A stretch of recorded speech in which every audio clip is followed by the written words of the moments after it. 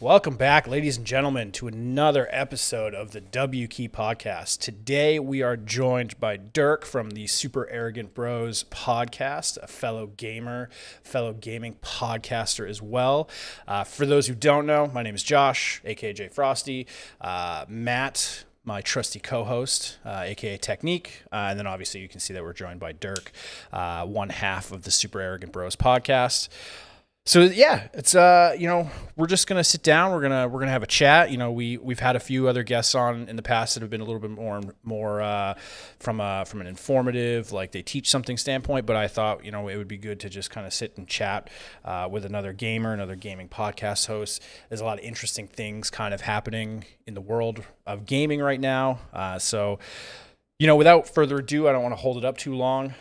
Dirk, why don't you just tell us about yourself. Tell us about the podcast, how it got started, what you guys focus on, just to get an idea of, because obviously it's probably different than what we do.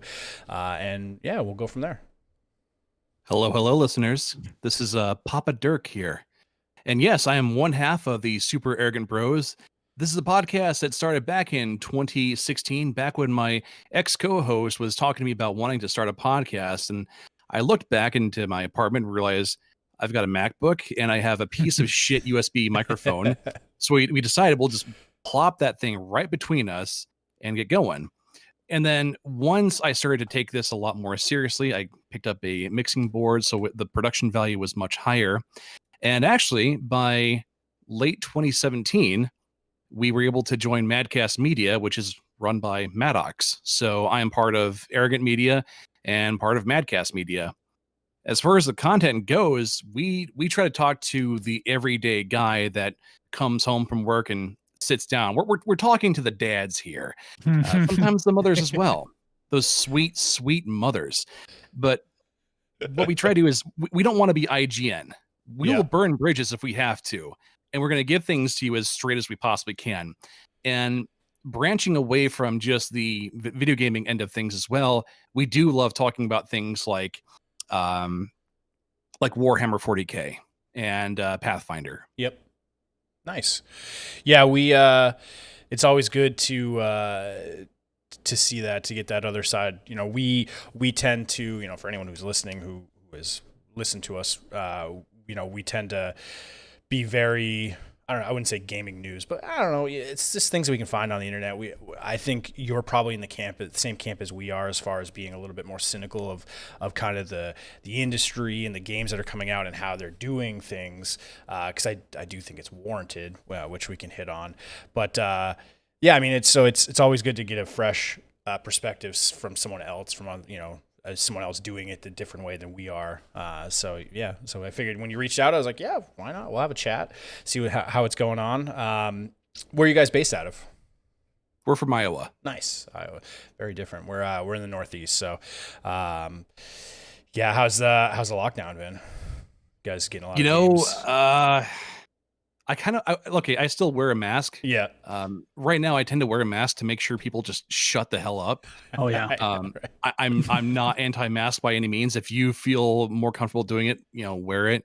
And then having to work from home kind of sucks, because then your work life and your home life are so intertwined that I need an escape from it. Yeah. Oh yeah. I have a hard time. Myself and my girlfriend live in like an 800 square foot apartment, like outside of Boston. So it's, luckily I have a dog, so I've been able to get out with the dog. But yeah, other than that, you're very confined in the one space, and you're kind of doing everything there. You're eating, you're sleeping, you're working, you're having fun, or trying to have fun, and all in the same place the entire time. And my wife says I spend all the time in front of the computer because I'll work. And then I will stream. So she's like, all you do is sit in front of those computers all day, every day. I was like, I'm sorry. I'm just out here trying to do stuff, I guess. I know. It's tough.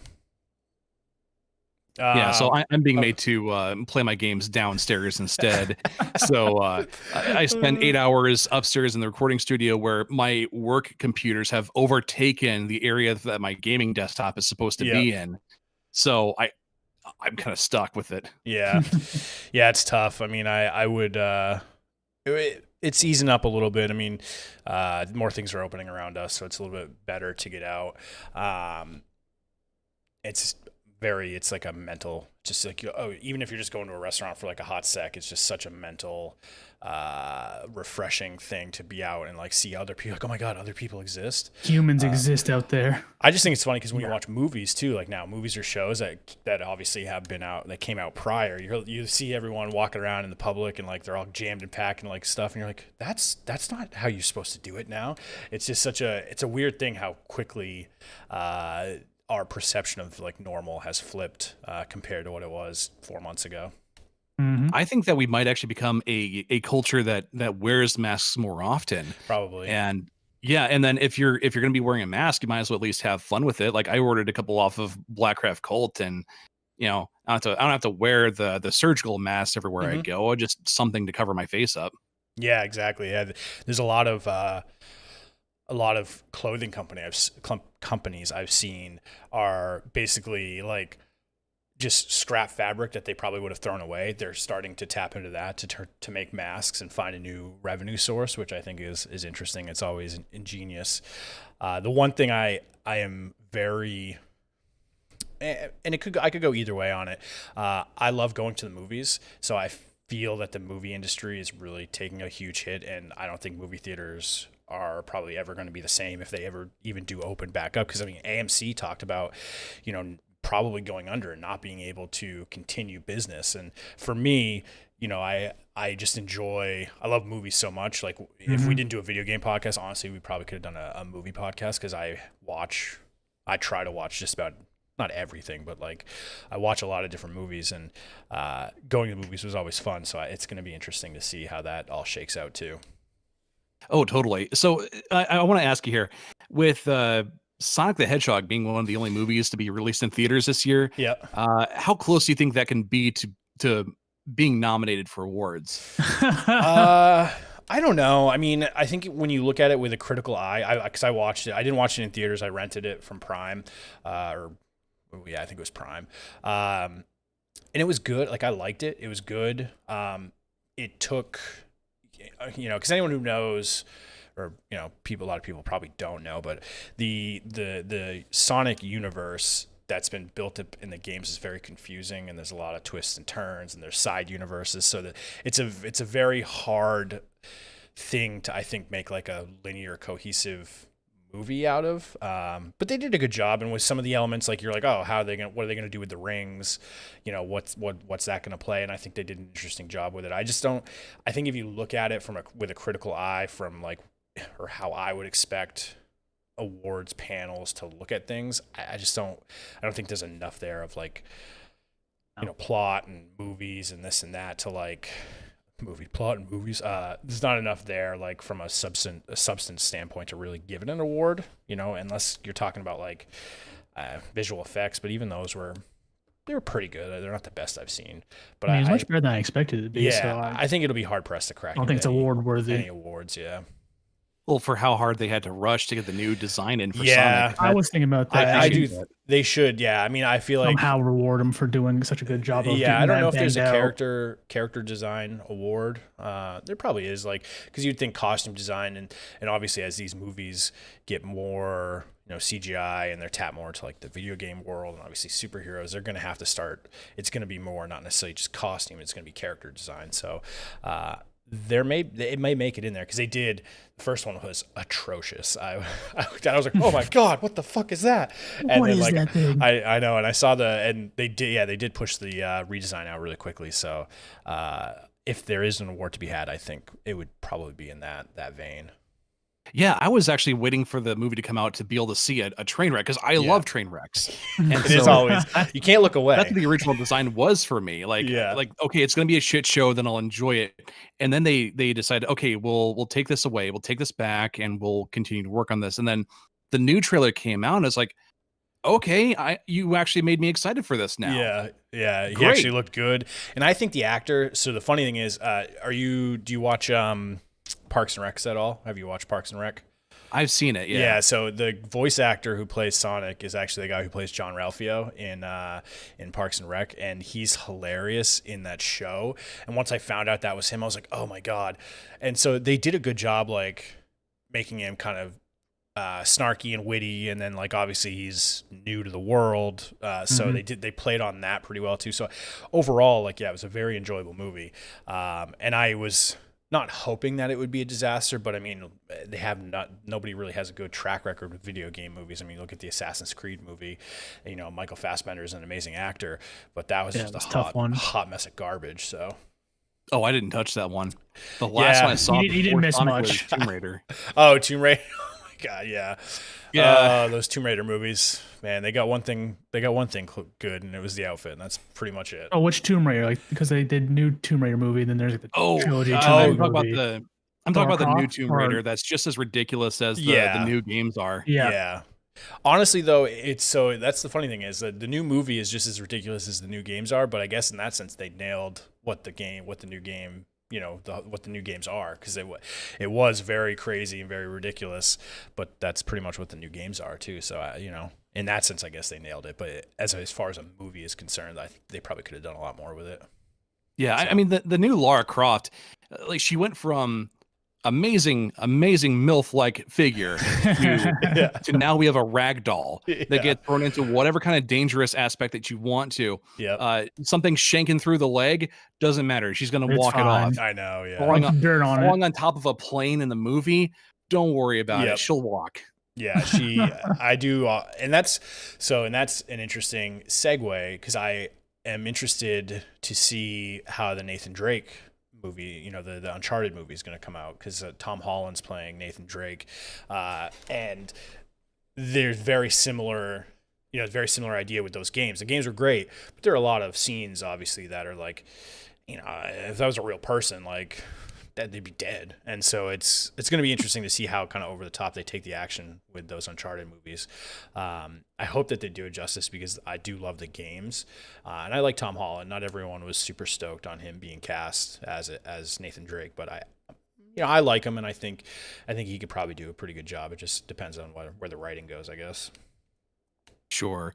I didn't play the Uncharted games though. Oh, so I'd be pretty blind into it. Yeah, they're pretty good. I don't know how much they're going to take from the games. Obviously the world and the universe as a whole, but I don't know I don't know if they're doing a particular storyline from any of the games. I think he's supposed to be like a young Drake so I don't know. I don't know how much they're going to tap into like the games, because the games he's obviously older. And I think he's supposed to kind of play like a younger version of Drake, so it could be just completely fresh material, or I'm not sure though. So you might not even need to know much about the games to get in on it. I do. Like, I agree. Tom Holland, I like him as an actor. I remember the first time I saw him playing Spider-Man, I was like, who the hell is this 12-year-old looking loser? Like, I don't think he's gonna do good. And then I watched Civil War, and I was like, this man's the best Spider-Man ever. Let's go.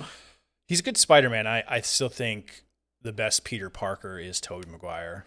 Personally, I think he plays the better Peter Parker. And I honestly do think Andrew Garfield's take on Spider-Man was better. If you could have mixed Tobey Maguire's Peter Parker with Andrew Garfield's Spider-Man, I think that probably would have been a very I don't know about true, but I think for me, because the idea really is Peter Parker is always super timid and nerdy, but then he puts the mask on and he's super cocky, and like he just plays with, he has fun with it. And I think that Garfield did a good job at that, but he was not anywhere close to the timid, shy Peter Parker, whereas Tobey was. And I just think Tom Holland's a little bit of all of them, just not to the extent that either one was at the other one. So that's a really long-winded explanation of my take on Spider-Man movies. Well, no, like the Amazing Spider-Man films were an incredibly missed opportunity. Yeah, I mean, I think that the sequel, so the Amazing Spider-Man 2's costume was the closest to what I've seen in the comic books. Yeah, I loved that costume. I thought it was great but too. To be able to, and then seeing it in a movie that was written as well as the Amazing Spider-Man 2's was, I felt let down, man. Yeah. And so all I want at this point is a movie of a Spider-Man that's been around the block. I'm tired of teenage Peter Parker. Agree. Yeah, I do think I agree that 100%. I think the Amazing Spider-Man 2, I do feel was really good, and they missed a huge opportunity with with how they were setting up, the rest of the world. Sinister Six. And I just think they went to classic. They not quite to the extent that Spider-Man 3 did, but they tried to jam in a lot of villains. They got a little clustered for me, I feel like. And then it sucks that Andrew Garfield, he didn't want to play ball. A lot of the pushback came from him. Pushing back on Sony and not wanting to do what Sony wanted him to do, and that kind of, I think, ultimately cost him his job, which sucks. But I mean, what are you gonna do? I guess he's a grown ass man. Can you give some examples of things he was pushing back against? Because I don't know that. So he was. They told him he was supposed to come to one of the things in his contract. He was.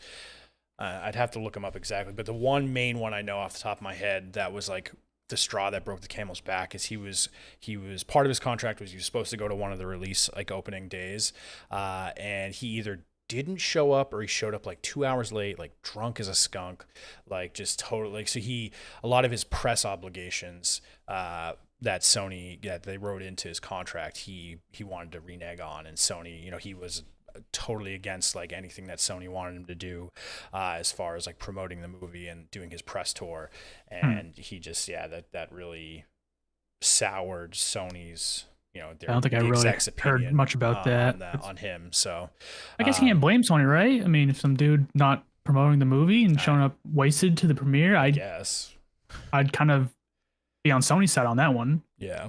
So. Or your main guy showing up wasted. Yeah. He's like it would have been one thing if it was like a villain actor. Yeah. Or like some Jamie background Foxx. Character. Yeah. Like the janitor from scene 2 showed up wasted. What is he doing? So, I know there's more to it because I remember reading the article about it. That's like the main one I take home because that's the one they kind of harped on, I guess, because it was a really big deal. It was like, it wasn't just like a normal, like, it was a pretty big like release party, and I guess he was against it one, and then when he actually did show up, he was late and he was like all fucked up. So I was like, hey man, do what you got to do, I guess, if that's what if that's what he felt like doing. I mean, I guess, and go for it. But obviously it cost him his job, and that is what it is. So, he's going to deal with that, I guess. But yeah. So how did you feel about Microsoft's games event? So we'll slide back into some more video game stuff. So obviously that happened 2 weeks ago, I think, at this point. Yeah, I think so. Yeah, all the days are kind of blending together for me.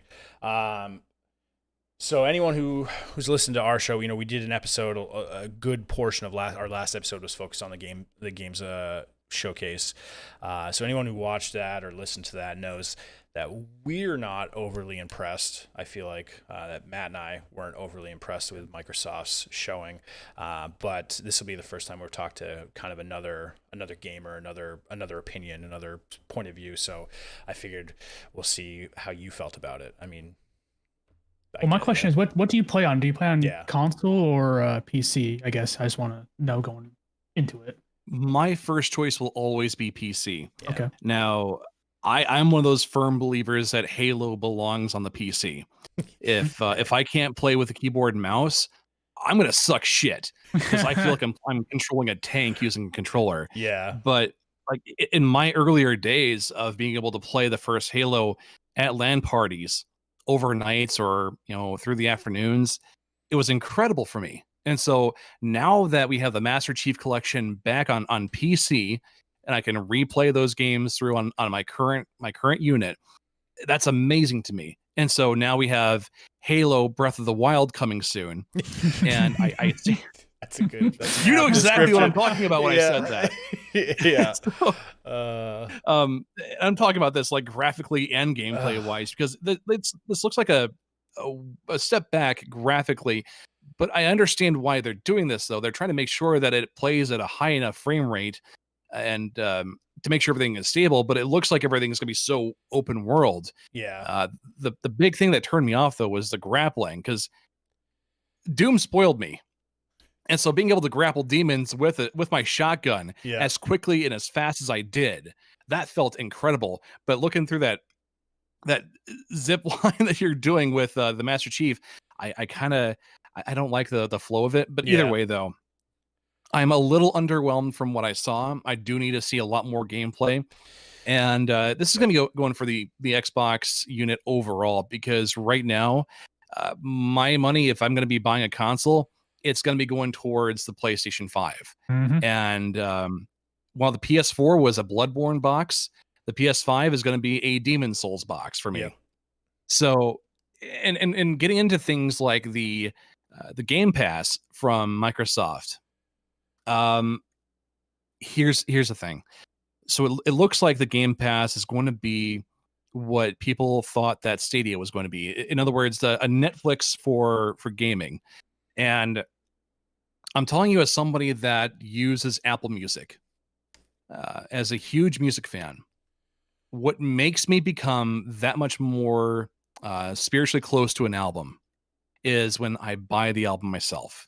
So nowadays, if I'm buying an album, it's a vinyl. Yep. And you do it for the ritual of putting the record on the turntable and getting it going. And from there, you become much more familiarized with it in a certain way. Through Apple Music, it's hard for me to actually listen through an album all the way through.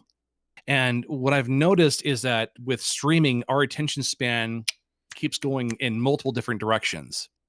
And when I buy a game, if I spend $60 dues on that thing, that's going to be more incentive for me to finish that sucker. And I don't think I'm going to have that if I'm using the Xbox Game Pass. Yeah. It's actually true. A great point. Yeah, I have so many games that I have downloaded onto my Xbox that, because my friend and I, you can share your account and then you can buy games and download on each console. And he's bought a few games that I went half with because he wanted them. I was like, oh sure, yeah, I'll play it some other time. I haven't touched a single game that I've split with him just because that reason. It's just I have a bunch in my library that I can just download, and I that's a great take actually. I 100% agree with that. That if I have access to a bunch of games, I won't focus on it. But if I do buy, I'm like, okay, I want to beat this thing and move on to the next one. Yeah, I think, I do think that, looking at it from a strictly value point of view, I do think the Games Pass is like the best value in gaming. It's hard to beat because everything they showed on the games showcase is all going to be available on the Game Pass at launch. And for $14 a month for the ultimate, like the gold edition, whatever the hell they call it, that's a pretty hard proposition to pass up. And I do think, and I've said it before, I do think that the Xbox One X combined with the Xbox Games Pass sort of saved Xbox this generation, because they were floundering pretty hard. And so I think, I said it when we talked about the game showcase, I think it was more of an Xbox Games Pass, demo, like, hey, these are some games that are coming, but like, the fact that they're all coming to the Games Pass, like, that's what you should be hyped for. And, the idea that Fable and Halo would also be coming, that's kind of like the like, look, we're not just giving you these like kind of lower level or lower tier games, we're giving you these higher tier ones as well with the Games Pass. I do second your opinion on the graphics. I think that Halo looked meh, but if they're going to give you the world, massive world, so let me step back a little bit, because I think it's funny because you look at a game like Forza, and I said this last week too, Forza does a really good job of showing you what the Series X can pump out if it's a very linear structured world, and that's the type of game you're going to be playing in, because you can make, shooters or RPG games that are, linear, focus, smaller world type of game. And if you look at that in that respect, because the Forza gameplay looked amazing, and then you go to something that's a little bit bigger, obviously, well, quite a lot bigger in Halo, and so far the graphics are on a lower level.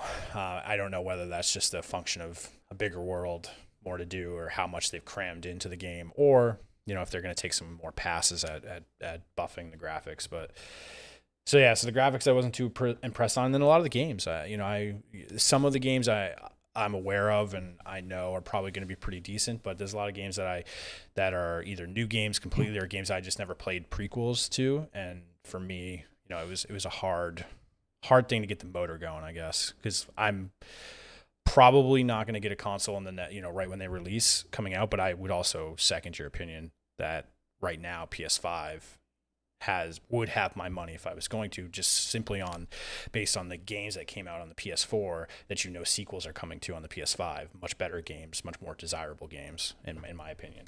So that was very long. Yeah, I mean, either way, Microsoft is definitely going to get my money. It's just going to be through PC instead of the new console. Yep. So I think I think a lot of games will be on PC and Xbox, and I was thinking the same thing. If I can just buy it on the PC, I'll just do that because I third the notion that I'm gonna get a PS5. My wife, she loves all these games on the PlayStation, so our money is already going straight to PS5. So my take on the Xbox showcase is they had to show me something that would change my mind because my mind is already set, and they didn't show me anything that flipped the switch. So I'm still sticking to the PS5, and I'm gonna need to see some more from Xbox personally. What did you guys think of the PS5 showcase? I thought it was all right. I went into it with wanting one thing, or if it showed me either Horizon Zero Dawn 2 or God of War 2, I would consider the thing a victory. So the fact that they showed me Horizon Zero Dawn at the end, I considered it a win personally. But I was kind of underwhelmed because it started hot with Spider-Man Miles Morales, which I love that game too. So I was really stoked for that. But then everything in between until Horizon Zero Dawn 2 was very meh to me. But like I said, if they showed me Horizon Zero Dawn, I considered it a win, and they did. So yeah. With the showcase, immediately it jumped right into showing the new Spider-Man that's coming out, and automatically was like, okay, I guess I'm buying a PS5 then. Take my money. And then I had no idea that they were going to do this. I didn't know they were going to get anything from the From Software end of things. I was hoping for an Elden Ring reveal trailer, something from that, because I want it. But they gave us the trailer for the remake of Demon Souls, and my peepee went from 6 to 8 inches instantly from that. Yeah, I was saying because you're big on Dark Souls. We were talking about that before. And Demon Souls is a prequel to Dark Souls. Am I correct? I haven't. I honestly. Demon Souls was the first one. Yeah, it sort of set the blueprint to what Dark Souls would be. Okay. Because I haven't played any Dark Souls games. I've heard they're fantastic. I just haven't jumped on any of them, unfortunately. So, because I know, and I was looking it up because when Demon Souls came out, I was like, or when that preview came up, I was like, man, what is it? I wonder. And so I Googled it and I saw that, it's in the same realm or the same vein as the Dark Souls games. Mm-hmm. Yeah, so I feel very much like Matt does about the PS5 showcase. It was all right. The first game and the last game obviously sold it for a lot of people. I'm not a huge fan of the design of the PS5 either. I honestly like the Series X design better. So do I. Yeah, and I've seen that the PS5 is going to be a massive, like bigger than the Xbox One, like launch day version. Large. Which is, I still have that. I literally still have my original Xbox One, and it's a fucking tank. So the PS5 is going to be massive. Oh, yeah. Can you Xbox One or the Xbox Series X down on its side, or is it only going to be the tower form? I don't know, actually, because the Xbox that's One thing. I know the PS5 you can lay it down, so that's the one thing that I like because it gives you that's what I have space for is sideways, not straight up and down like the Series X seems like it's going to be. Because I wonder that too, because I love how the Xbox One, the original one when it first came out, there supposedly you weren't supposed to be able to stand it up, and they kind of changed that as they released newer versions. But like I have mine mounted to the side of my desk, like vertically, and I haven't had any issues with it. So we'll see what happens. Because I don't know, I haven't read anything about it going horizontally. So that is I guess a nitpick about it. But I do think overall the aesthetic looks better on the Series X. Simple and clean. PS5's kind of got like the Seto Kaiba fucking shit going on, like time to duel. It's like why apparently those are supposed curves? to be customizable. Really? Yeah, I've heard they're supposed to be customizable. I'm not sure if that's really the case, but I think that'd be cool. It would be actually cool. Is kind of nice. Yeah, I'd like that. Like I'm not a huge. I don't know. Like it's weird, and it's not like I can. It's not like I have any design experience, but I would just the aesthetic of it, and then I'm not a huge fan of the white. Like white gets so dirty over time, and especially like where it's gonna sit kind of in the main. I just feel like dust is going to get all over. It's going to get, the white's going to fade over time. It's going to look like doo-doo after a couple years, because presumably, this last generation went for what, 10 years at this point. This no. When the fuck did the Xbox One come out? 2013. Yeah, so 7 years.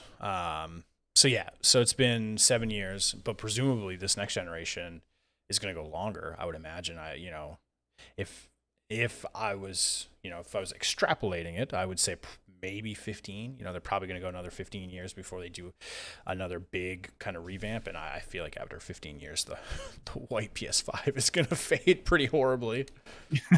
Yeah. Actually, that brings up a point that I've never really hit on. Like, do you think that this is the last generation of a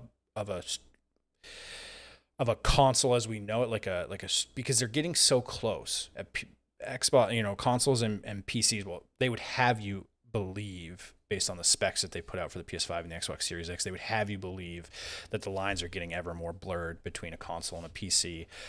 Do you think that this will be the last generation of like a console as we know it, where, the next one after this is going to be like some sort of PC hybrid where it's going to have, I guess it would still be a console, I guess, at that rate. I don't know. I'm like thinking about it in my head, trying to articulate it, and I'm not doing the best job. So I guess, yeah, we'll start there. Like, do you think that there'll be more consoles as we know it moving forward, or is it going to kind of blend more into something like a PC console all in one? That's exactly what I've been arguing about. So when I decided to switch to PC gaming years ago, and I was realizing, like, you do want to buy a computer for yourself at home. Yeah. So why not get something that is able to run the games that you want to play as well? So what people who argue for consoles instead of PC gaming don't tend to acknowledge is that these units are computers. Yeah. The main difference is that they're running a more limited operating system on them. Mm-hmm. So if do you remember the Steam machines that came out back in 2016, 2015? Yep. And nobody bought them. And yet here we have the current Xbox units with a diskless version of it. The PS5 is going to come with a diskless, one without a disk drive on it. Yep. That's basically what a Steam machine was. Yeah. Mm-hmm. The only difference was the store that you were buying the games from. And I was excited for the Steam machines to take off. And I figured, okay, maybe this is going to be something to give people more options for their gameplay, but it just died instantly. And the line between the units, between the consoles and the PCs have been, there's not much of a difference at this point, besides maybe the PCs are going to be a lot more powerful still. Yeah. That's going to be the case anyway. So will this be a last generation? I think we're going to go through at least one more after this, and then it might die out. Yeah.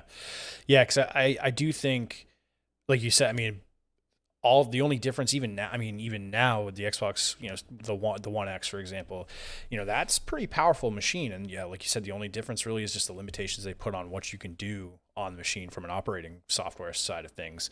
Because on paper and what they've touted for this generation coming up, 4K 60, that's better than what my computer can do, and that's and I have a pretty powerful machine. I just can't hit 4K 60.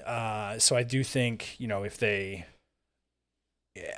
I almost feel like Xbox's marketing ploy for this past generation, for the Xbox One, is too soon. They wanted the box that did everything at the center of your living room, in obviously this generation we're in, the next generation, and then the generation after the next generation, that's probably the right time for that marketing shtick, the one box to do it all, because at that point the hardware will be so powerful, and you should be able to do anything computing wise that you'd want on it, plus obviously play your games on it. So I almost feel like they were too far ahead of themselves with that spiel last year or last generation, where they should have saved it for a couple generations coming up, because that's what it'll be eventually.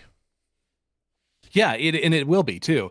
And I think a sign of what's coming up here is Microsoft embracing more of the PC community and letting their games be released on that unit. Yeah. So as far as who would you consider, or what part of the gaming life cycle would you say is more detrimental to itself? The companies making the consoles, or I think I'm going to know the answer, or the game developers and the publishers that make the games, because I do feel that both sides, so when you look at from everything that goes into making a game and us enjoying a game as a player, obviously you have those, who makes the devices you play it on, and then the ones that make the games themselves. And I do think that both sides have some faults, but I do think as of late, the game publishers and the game developers are really starting to just attempt to milk the everyday gamer for as much money as they can get with as little content as they can provide you. I guess if that makes sense. So we're talking about what leads to the end of the life cycle for a unit then? No, so not necessarily end of life cycle. I guess I get the feeling that if things continue the way they're going, something's going to have to give. Whether it's game developers starting to realize what we actually want, because there's been so many years that game developers have been making games the way they think they need to be made, totally against the outcry of the gaming communities. They make a game one way, they stick with that way, even though that people playing it are like, this is the dumbest way to make a game, why are you doing it this way? Obviously over time that's going to lose gamers are going to lose interest that way. Same thing could be said about some of the design choices and some of the software choices that the game console designers, for me, the big one with all the crossplay coming up, how have they not put Discord baked into the systems yet?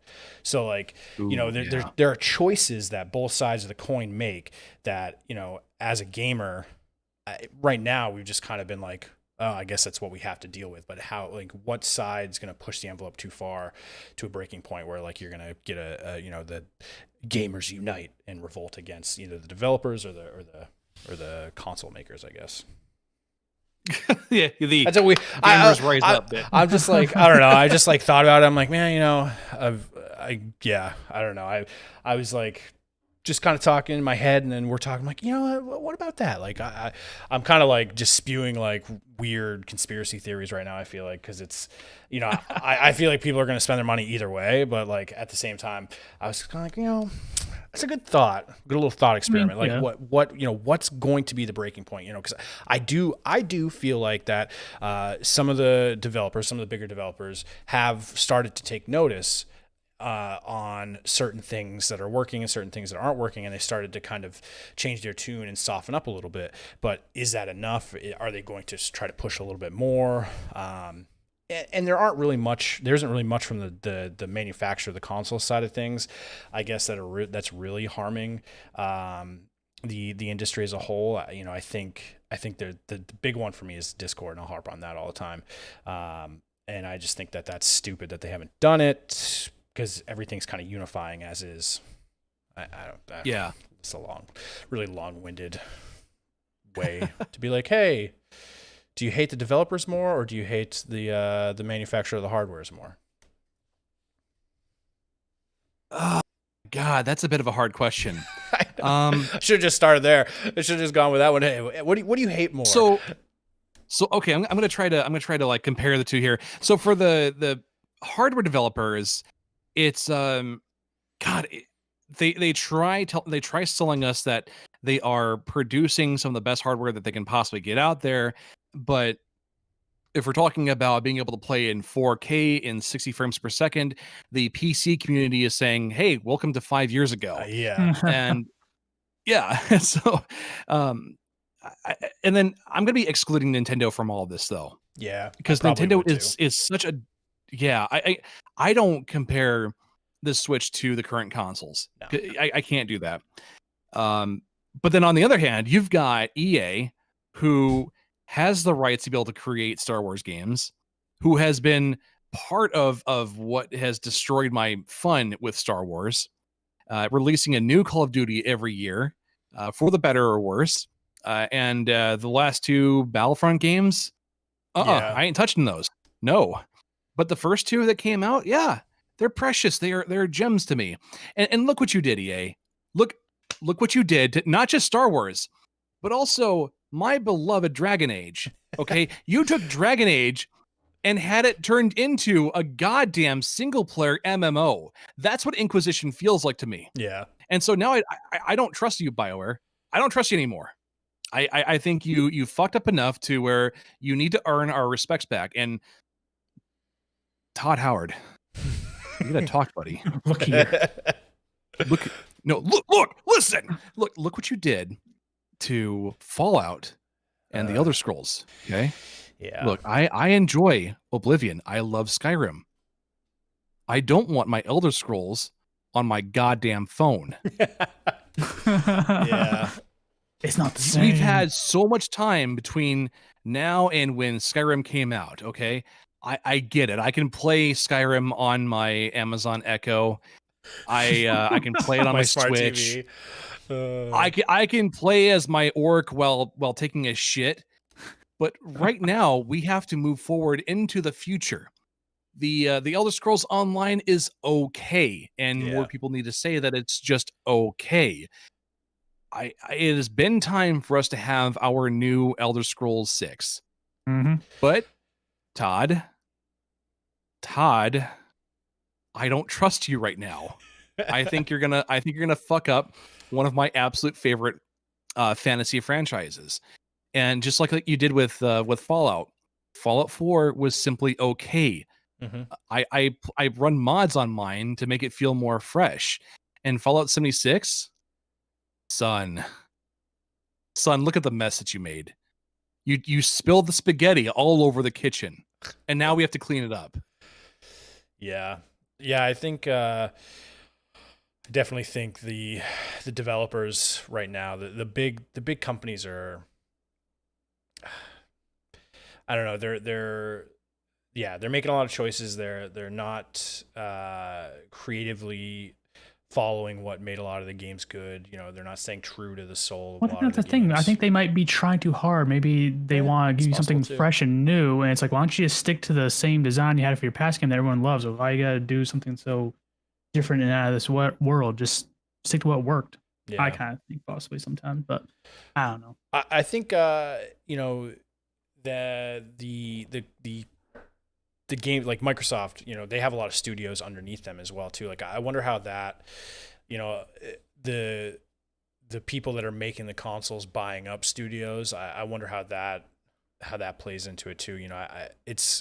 I wouldn't say that anything's really shown up to say that's good or bad yet, but obviously, as you get further down the road and you have a larger sample size, I mean, I know they've been doing it for a long time, but I just wonder, how the creator of the console owning the studio, if that's going to have any sort of negative impact on, like, how they think they should make the game, or how, whether or not they should delay games. Like, who knows how many games are and I'm just like really pulling shit out of my ass right now, but it's like, I always think about these weird scenarios where, like, maybe they wanted to release a game towards the end of the Xbox One's life cycle because it was ready and it was good to go, but maybe it was a developer under Microsoft, and they're like, no, hold it for the Xbox Series X, and maybe that had to make them rework everything, and it didn't give them the game they wanted to because they had everything developed for the Xbox One.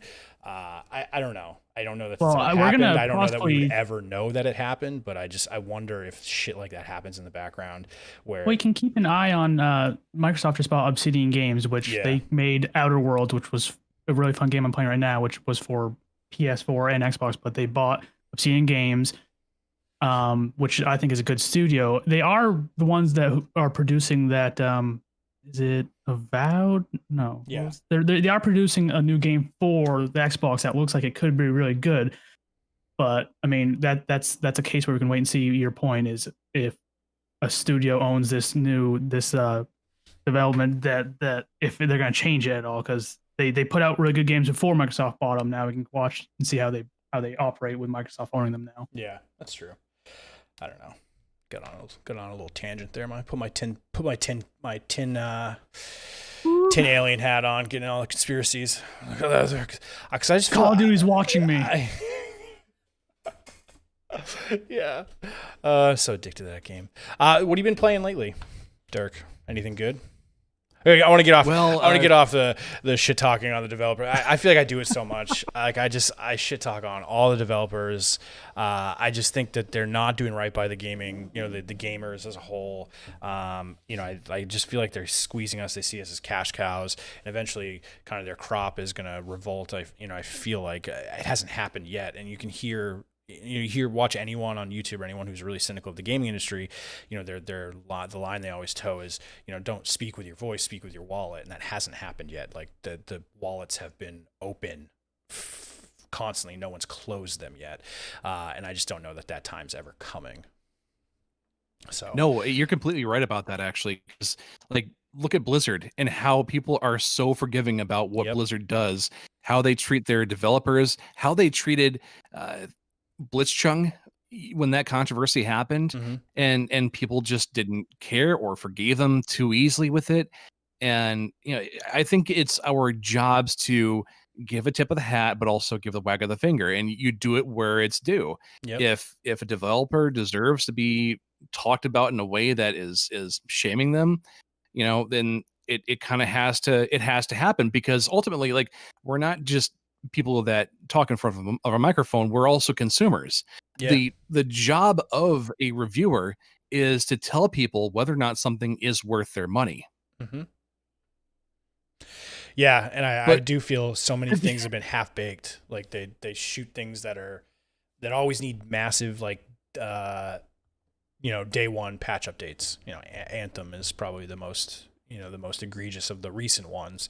But there are so many games that are like that just require like 40 gig day one updates because they didn't fucking finish the game by the time it came out. So yeah. Well, that's why I'm glad Cyberpunk 2077, they keep pushing back the date that it's going to be released, because they want to make sure it's perfect, and the gaming community is okay with it. No one's been like, give us the goddamn game yet. They're like, oh yeah, take your time, because they want high quality game at release date. They don't want to get something that they're really stoked for and then it'd be an absolute piece of shit because they didn't put their time in to make sure it's a perfect quality. So I'm glad to see that the gaming community is giving them all the time in the world to make sure they put out a good game. And that's a unique example of a developer that I would, obviously CD Projekt Red is big for the Witcher game, but like I would not consider them an EA, Activision, but at the same time, they're also not tied to any specific console. And like there's no ties. And you just look at kind of the products they've put out.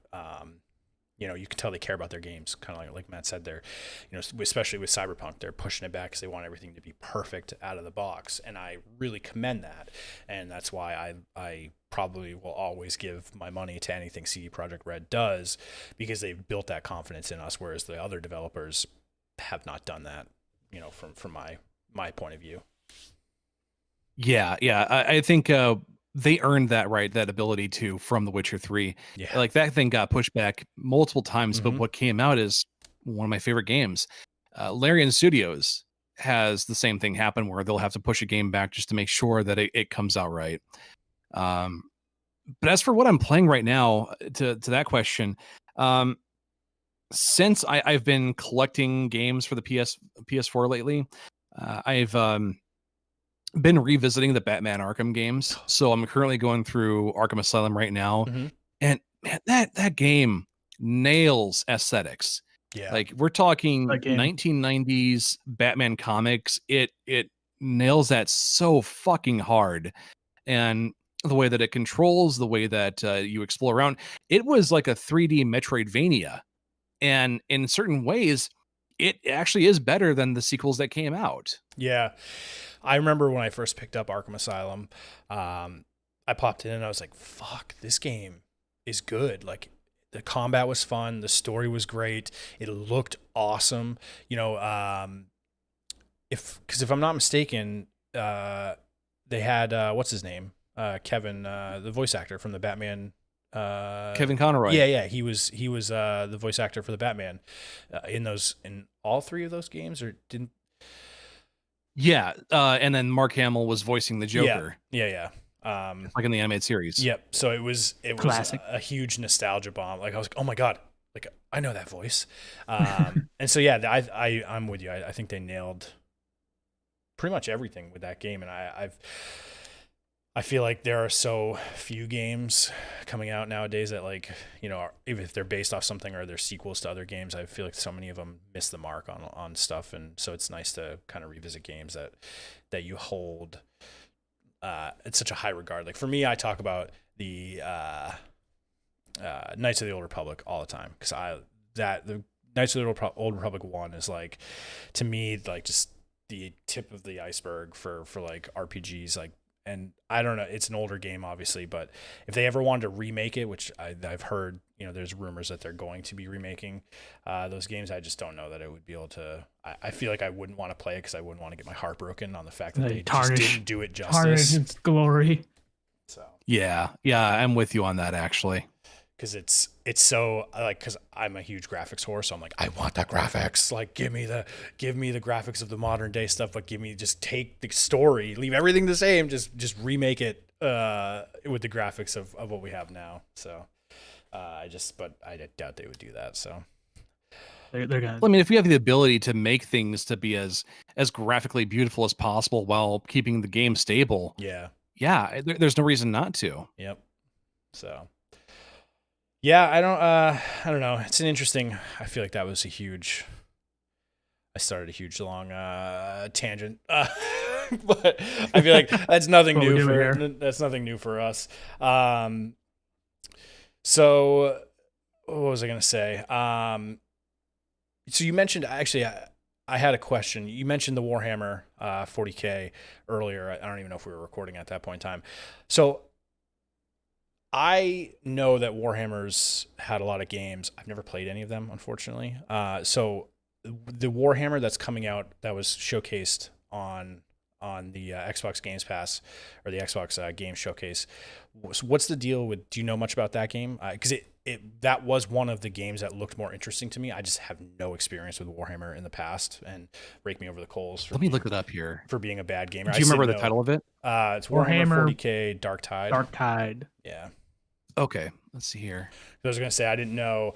I don't know anyone. I don't have any close friends that have played Warhammer games, and so you're probably the first person I've talked to since I've seen the Xbox Game Showcase to talk about the Warhammer. I just didn't know if you knew anything about that one.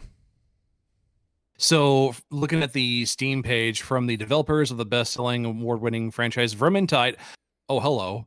Warhammer 40K Dark Tide is a visceral 4-player co-op action game set in the hive city of Tertium. Fight together with your fight. Yes, I want it.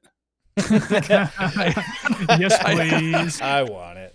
Like, if you're giving me Left 4 Dead in a Warhammer 40K universe, yeah, I'll do this for the Emperor. Sure. Like sounds. I played Left 4 Dead. Those are fun games. Yeah. So that I can understand now. Perfect. Yeah, and looking at the screenshots of this looks like it's exactly that kind of game. I'll do it. There we go. Yeah, because there was that. So Matt, you mentioned Avowed. So as far as like the showcase is concerned, like, yeah, Halo Infinite I'm interested. Fable, I'm interested. The Avowed game, I'm pretty interested in. The Warhammer Dark Tide game looks pretty good. So I know there's a ton of other Warhammer games out there. I just have never played them, so I didn't know how this kind of laid into the rest of the other games. Yeah, shut up and take my money. Yeah.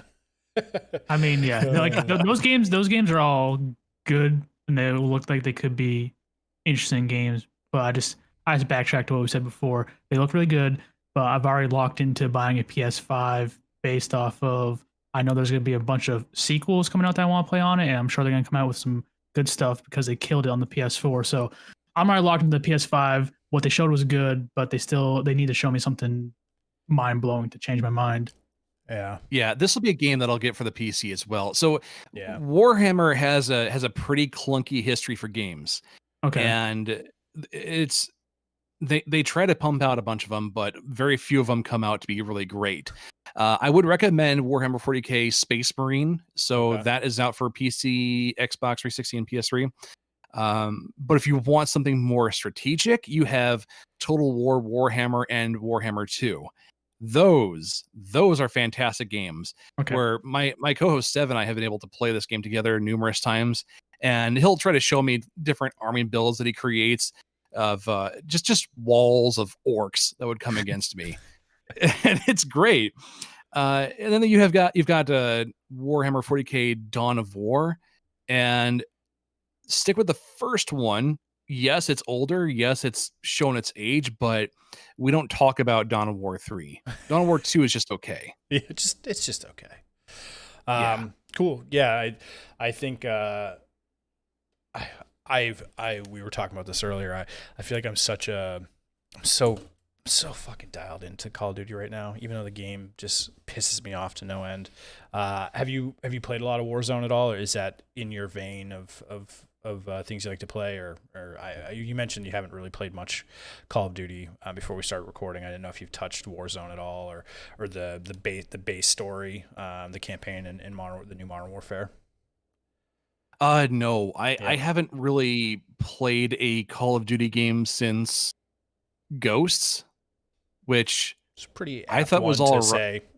All right, see you later. Yeah, I thought it was all right, but I understood why people didn't like it. Yeah. Before that, it's like the original Call of Duty is what spoke to me more. Yeah. But I get why people like this. It's something where like a kill feels good. And it gives you a great endorphin rush once you start getting good with it. Yeah, definitely. I feel like that's exactly what's kept me. I start getting more and more kills. I'm like, oh, fuck yeah, I gotta drop in more. This is like playing golf. You have like 10 bad games, but that one good game where you fry. Like, all right, I'm coming back. It's like golf. You have 17 bad holes. Last hole you play good. Like, all right, I'm coming back for more. And that's how I feel. Yeah, Overwatch is the same thing. Yeah, Overwatch. When I was into Overwatch, we were big into that too. Yeah, it did the same thing to me there. The problem with Overwatch for me, it was not the problems that make me mad at Call of Duty are a lot of like game design issues and a lot of weird glitches and things that they just haven't fixed or don't want to fix. Cheaters. Sound. Yeah. So there's that, and so I get a little more frustrated when it's game design related. Whereas Overwatch, what frustrated me most was just like how toxic the people were. And like, if you weren't six stacking with your friends, there was like almost no way you were going to like, I would say have an enjoyable time, just because like playing when Matt and I used to go in like a group of two, you get paired with potentially, all the other people, like maybe other two groups of two. So that makes your six. It just was, people just would yell at you and like they were so toxic and they either don't talk, like, oh, they have no mic, or they need to attack, and they'd be like, fuck you, and they'd run away the other way. No, like I don't want. I hate losing. Like, So there were two different methods to making me mad, and I think that Call of Duty's method is much more aggravating. Effective. Yeah, it's much more effective and much more aggravating. So, yeah, because they're having. I don't know how much. Oh, go ahead. Sorry. Oh, go ahead. I was gonna say, I don't know how much you've paid attention, but like the cheaters are rampant in Warzone. So there's just, it's like every game you drop into, there's, you're getting wall hacked and aimbotted on pretty frequently. And so they're like, oh, we're making another big wave of cheater bans. I'm like, why do you got to do it in waves? Why can't you just do it consistently? But it's Activision. I don't really expect a whole lot from them. As someone who played PUBG for quite a while, like I get it with the whole cheating thing. Yeah, that was pretty bad. It was. You mentioned about the toxicity in the player base for Overwatch, though. I didn't have too much of that, and in fact, certain areas I might have been the asshole where I didn't use a headset or microphone. I just typed on the keyboard. Yeah, and I remember there's this one guy who just wouldn't shut up on the headset while we were waiting for the game to start, and I said, you should turn your mic down. And he goes, and he starts talking again. And I said, by turn it down, I mean turn it off. And I get this very defeated, oh. like right after. Okay. Like, did that do it? I guess it did. I mean, but he's a pushover. What I would give for at this point, I hate how much Overwatch changed.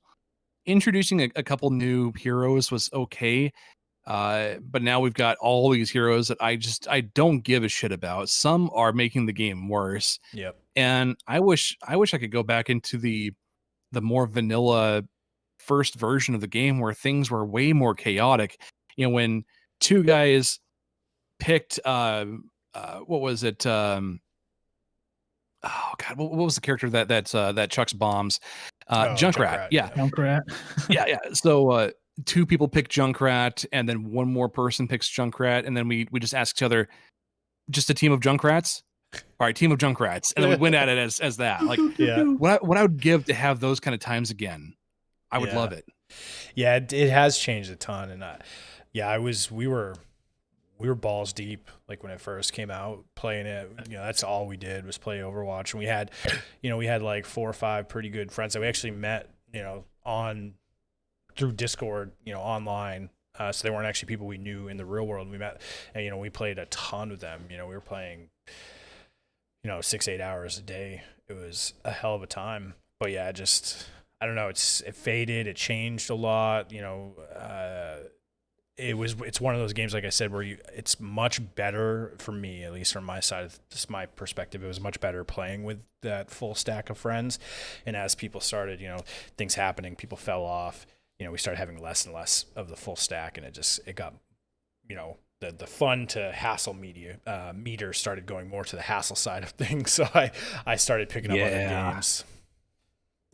Because I feel like that's always the problem. It's especially with those games like. You were talking about World of Warcraft before we started. I'm amazed at the people that have been able to maintain, their love for Warcraft and the ability to still put in the hours like required on those higher level stuff and like the raids and things like that. That kind of stuff, that dedication sort of blows my mind, because I've had games that I've been very passionate about, like Overwatch. I just haven't been able to see them through. And so seeing people who do that with Warcraft just kind of blow my mind, because I'm like, fuck, you've been playing this game for like 20 fucking years. That's because nothing replaces Warcraft for us. Yeah. So like we can get into Guild Wars 2, we can get into Lord of the Rings Online. There's plenty of MMORPGs that are out there, but like there's nothing that replaces the style and the gameplay for us of World of Warcraft. So I have not been giving Blizzard my money recently, just because I don't really want to support them. But at the same time, though, I don't want the developers to suffer because of the actions of the people that are above them. That fucking sucks, because people are dumping their souls into this game that I love. Mm-hmm. So I hope that Shadowlands begins to help bring in some redemption with Warcraft. Yeah. And I think speaking of Blizzard Activision, you can kind of see how, back to the point I was making about, the developers choking out smaller games and not smaller games, but choking out the studios under them. I mean, look at Bungie. Bungie got out from underneath them, and I think that they're doing everything that they wanted to do with Destiny now that they probably were being told they couldn't do with it while they were under, Blizzard Activision. So, and now you can see, I think, their content path, the creative path that they wanted for the game, probably even what they wanted for Destiny 1, but they were part of the big box developer. They were like, hey, 1 game, 5 years, game 2, 5 years after that, game 3, like that's what we're doing. So yeah, I think to your point, the developers, and it's tough. It's hard, you feel bad punishing the studio when you know that it's coming from the top down. But if some of those decisions that are being made are ones you can't get over, then it's, that's just the thing. You got to stick to your own morals at that point. Yeah. I mean, the freedom of Hong Kong was kind of important for me. So yeah, Weirdo, who is actually in the Twitch chat for you guys, he's actually a pretty huge Destiny 2 fan. Yeah. So like I hear him talking about all these updates and stuff that's going on for Destiny 2, and being able to see how happy the fans are for the game. Like, yeah, I'm so glad that Bungie was able to remove the leash that Activision had on them. Yeah, and it's very evident that it's very evident that it was Activision. Yeah, I feel like most of the tweets I used to see about Destiny 2 are all just like they're like all sad and like, oh, I missed my game, and now that now that they're out from underneath it, all I see is positivity. I'm like, the community's on the up and up with it, and yeah. there's no other example out there that's as telling as Destiny 2 and Bungie getting out from that. Like it just, you're like, oh, pretty easy to see. It's like this is, when they were under Activision, it was like, the nighttime. Now they're free and they're on their own. And it's fucking sunny fields of grass, and they're having a hell of a time, which is it's great for us, great for the great for the people who love Destiny 2. But at the same time, it also shows that any game, always temper your expectations for a game that's coming out under one of those big developers, because you don't know what they're going to do to it. Mm-hmm. Totally. So, yeah, I mean, I don't know. We've been chatting for about an hour. I feel like what was that, Matt? My neighbor upstairs is loud as fuck. Oh, is he? He's making noise. I'm so confused. I'm lucky I'm on the fifth floor, so I don't have to worry about any of that. Yeah, I mean, I think I don't know. I think we talked about quite a bit of things. I mean, you got anything else, Dirk, that's kind of hanging around that any questions, anything we might have missed? I mean, I know you have a different set of interests than we do as far as some of this stuff, so I didn't know if there was anything you had pressing, any burning desires to talk about certain things. That's the thing, though. It's like it's hard to come up with things to talk about where my co-host and I don't even know what the topic is going to be until we actually meet up together. Yeah. So it feels like there's always something going on, but my brain is just dead until then. It's hard to like mine the Twitterverse for things to find too, because I feel like I always find random things on the internet, on Twitter especially, and it sparks an idea, but then I either lose it or it always comes out. I see it like after we record our episode, so like we'll probably get off this and I'll go online and I'll see a bunch of crazy things, like, oh my god, the fucking world's ending, like could have talked about all these things. So I just if I can compliment in a way that doesn't sound like ass kissing here for a second. Like the point of the podcast that I do is to make it so that we don't want to be Collider.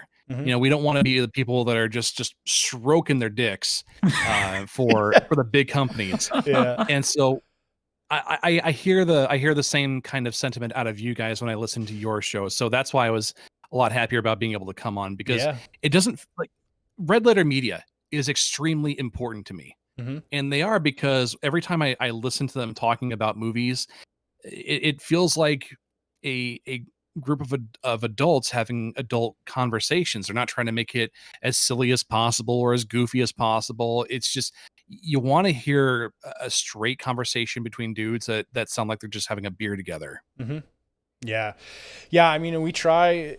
That's that's the whole reason. I mean, I feel like the big reason why we started the podcast is because of that reason. I feel like you see so many things on the internet, so many things that are, very, very, like you said, they're IGN, they're Collider, they stroke the dicks of all these massive companies. Yeah. While we, the ones who pay for all the games, sit here and kind of suffer instead some of their choices. And so I feel like this kind of was born out of our love for games and for streaming. So, there'll be some episodes where we talk much more about Twitch and streamer drama and stuff happening. So, that's a half of it. And then the other half was kind of like having, critical conversations about the games we love playing, because we spent the money on it. We invest a lot of our time in it, but are the companies really, not that they have to care about you from that standpoint, but like, if they're going to keep making, if they're going to keep doing things that go against their consumers, but no one's really making that, no one's really vocalizing that with their wallets yet. They haven't gotten the point yet. So I mean, not that our little podcast is really going to hit anyone up at EA, but I know there's plenty of like-minded people out there that are like, yeah, man, why are they doing this? Why are they doing that? And I don't know. We're just everyday gamers, and I feel like there's more everyday gamers out there than there isn't. So we can definitely just talk to them as our audience. Yeah. I like the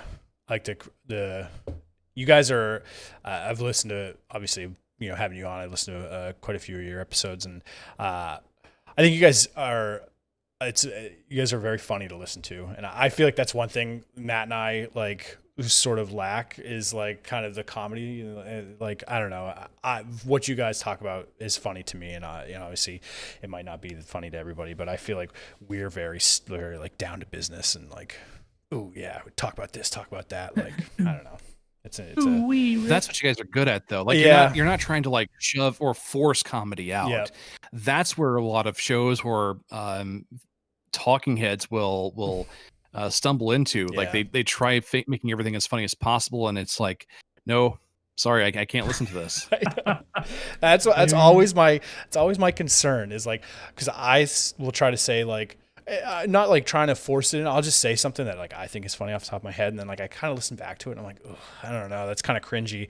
But that's also always like my concern, is like trying to say something to sound funny and it not being funny, because I know exactly what you're talking about in those videos where you're watching, you're just like, oh God, no, and you hit the X on the YouTube screen or whatever app you're listening to the podcast in. So yeah, I appreciate the sentiment as far as that's concerned. So,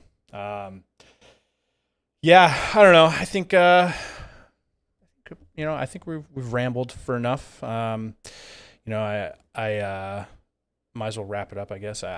I'm kind of out. It's my birthday too, so I'm like, I was sort of mentally like bouncing around. I have so many people messaging me right now. It's hard to keep everything going. So I think that's probably a good spot to call it. We've been about an hour. I said I didn't want to get too long. Our first interview, we went like almost 3 hours, and it was great.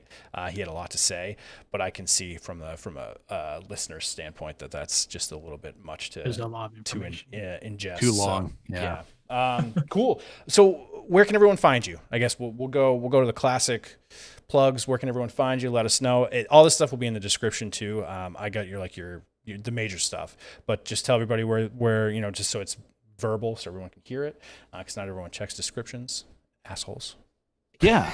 So the two main websites where you can find the content on, madcastmedia.com, and there's also arrogantmedia.net. That website I've been letting go a little bit, but I've been deciding, okay, maybe I can use it for repurposing with the podcasting. For Facebook, we've got facebook.com/arrogantmedia. And that's where I'm going to be posting more of the stuff related to the podcasting and shit that I do. And then we have twitter.com, which is @mediaarrogant. I wanted to take Arrogant Media, but some other dipshit did, and they're not using it much. Well, basically you just got to rise, get to the point where you know someone on Twitter, and pull the old, hey, pull some strings. I know someone. And give me that name. Yeah. Cool. So you have the Super Arrogant Bros podcast. Do you have any other ones that you want to? Any other ones that you do that you're on regularly that anyone should know about? Oh God. So I have some projects that I'm working on right now, but if you want to see some other stuff I've done in the past, you can look up a solo show that I used to do called Java Fog. One of my projects is to actually bring that back up, but not do a weekly podcast anymore with it, but something more streamed. I'm toying with ideas with it. Yeah. The other podcast I used to do is called The Plastered Paladins. And that it was very much influenced by the Sleepy Cabin podcast with Oni and Psychic Pebbles, but it had a lot of incredible moments and great stories that came out of doing that show. Like the time that my co-host used a Jesus Christ, he used a silicone sex doll to scare the shit out of me in my apartment. Oh, gee, I can imagine. Wait, did they like prop it up somewhere, and so you came in like lights off, and you saw it, or? Do you want to hear about the story? Yeah, real quick, yeah. No, I mean, you can't. I feel like you can't mention that. I'm intrigued now. Okay, so the Plaster Paladins was myself, Stev, and Mitch. Now, we would always record at my place, and we decided to order some pizza. And Stev told me, all right, go pick up the pizza. Oh, okay. I'll go do that then. And I come back, and we record the episode. And while recording, Stev says, "Hey, buddy, I brought something for you. Go into your room and go look for it." Okay, so I go walk up to my room, and I see a silhouette of a figure of a person, and I jump as soon as I see it, and I turn the lights on. It's a smaller metal wire silicone sex doll, and what he did was he spent months saving up for this thing just to be able to bring it up and fuck with me using this thing. Oh, geez. And so we decide, okay, maybe we can use this thing to model our shirts. And we're realizing, where can we put this thing? I can't keep this here. I told my girlfriend at the time that of what happened, and the sex doll, and the first thing she says is, "Do not fuck that." Okay. So Stev takes it back to his place. The way that so the whole pizza thing, like, he made me go pick up the pizza because he was going to haul it from his car into the apartment. So he's hauling what looks like a dead body in a blanket into the apartment. And so we make him keep it. And he was working at a gas station where he decides, no, okay, I got to get rid of this thing. It's spooking me way too much. I think it moved. And so you've got people working at a gas station hauling what looks like a dead body in a blanket into the dumpster of that gas station. Oh shit, my God. Funny. Yeah, those things aren't, I'm assuming it's probably wasn't like the top of the line ones, but even the smaller, like the basic ones, those things are not cheap. So that was he was very dedicated. Dedicated for the gag. Yeah. Oh God, the things he'll do to fuck with me. That's great. That is a lot of dedication for a good joke. That's I can only imagine. I can picture two guys hauling something that looks like a dead body in a blanket. I can picture that pretty crisply. So perfect. Well, so yeah, I mean, obviously, if you're reviving any of those things, that sounds like a lot of fun too. So yeah, we'll definitely. I'll keep an eye out. Ever since you guys reached out, I've been following your guys' stuff. So it's I find it very entertaining. So thank you for what you do. I feel like not enough of us podcasters get thanks, and you guys put out a lot of entertaining stuff. So it's good. It's fun to watch. It's fun to listen to. I got into podcasting on the big stuff like Joe Rogan and all that stuff. So it's nice to find smaller shows, lesser known people that I can rely on, because it's some of those bigger. It's turned into such a circus and pony show for some of those bigger podcasts that it's nice to kind of go back to the roots of what podcasting started as and get some smaller, more entertaining shows. Oh yeah, absolutely. But I know a lot of I tend to catch a lot of flack when I say, like, I started with Joe Rogan, because like it's funny because he's kind of known as like the face of podcasting, but you talk to like so many podcasters like, fuck that guy, I hate him so much. It's just like whatever. Like, hey, I don't care. I mean, Joe Rogan's the only guy that was able to bring in Alex Jones and get those episodes that he did. I know. Yeah, he's done some crazy shit. I mean, that, and then the fuck, what was his name? Snowden. He had Snowden on too, which I thought was crazy. Oh yeah. Yeah. So good God. That was some guess right there. I know. Yeah. It's so either way. Cool. So you can find Dirk at all those stuff with all the Arrogant Media stuff. All of our stuff is pretty simple. Everything will be in the link. Everything will be linked in the description. So go check them out. Hit them up, follow them up on Twitter, follow us on Twitter too. I mean, we post a lot of memes and interesting things, and I try to keep everything up to date, but quarantine's kind of sapping. I mean, we've been doing it for 4 months now, but it just saps me even more every day. I feel like the desire to post witty things when you're just trapped in your apartment seems to go down the tubes whenever I think about it. Cool. Yeah. Follow us for anime girls. I know. yeah, exactly. Shh, you're not supposed to talk about that. Perfect. So yeah, we'll wrap this up. Dirk, thanks for joining us. It's been a pleasure. Thank you very much. I definitely feel like this is an episode that's been sort of out of the vein of our normal stuff, which has been great. It's been a good, refreshing bit of conversation, and hopefully we can do it again. Yeah, thank you, Josh. Thank you, Matt. This is great. Problem. Anytime.